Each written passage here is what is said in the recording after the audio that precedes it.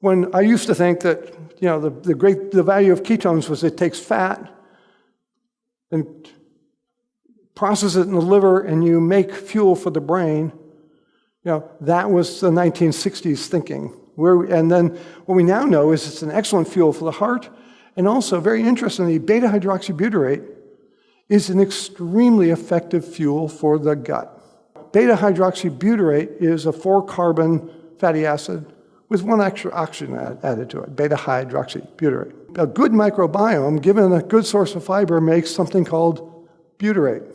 4 carbons, no extra oxygen. They differ by 1 molecule. Both of them are superb fuels for gut mucosa. They both have anti-inflammatory effects in the gut, although the anti-inflammatory effects of beta-hydroxybutyrate are probably better. So if you're worried about gut health on a pure carnivore diet, if you got ketones of 1.0, don't worry. This looks at the problem of weight rebound in multiple studies. The green line here that goes up to there, that's called the DIRECT study. That was published in The Lancet a couple of years ago. And this is a formula, roughly 850 calorie formula diet to treat people with early stage diabetes. This drop here is 3 to 5 months of drinking a liquid formula.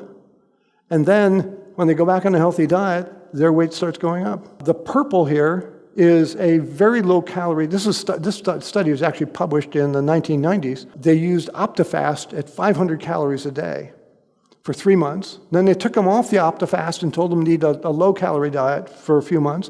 Then they put them back on OptiFast, but you can see great response initially, but the second time they had them drink this 500-calorie-a-day formula, it didn't work.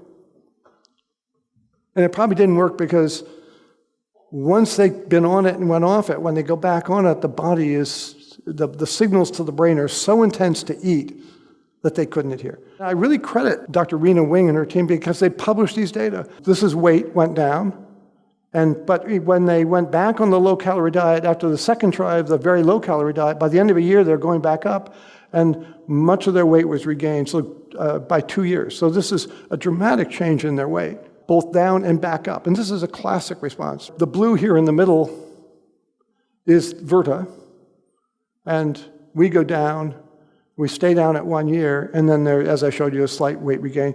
This shows hemoglobin A1C changes. Again, you get a much bigger drop when you're on an extreme diet, but then it goes right back up when you no longer follow the diet. If you have something that can be sustained long-term, you have a much greater likelihood of achieving lasting benefit. These studies include patients with diabetes with gastric bypass or gastric sleeve surgery, plus the Look Ahead study, which was a very intensive lifestyle intervention. And you can see that it's a common observation that everything goes down when you have a very effective treatment, but for most of them, it's going back up. Oh, by the way, this one that's completely flat here, this was the control group for the Look Ahead study where they did no intervention and no change in their diabetes, and luckily no upward trend.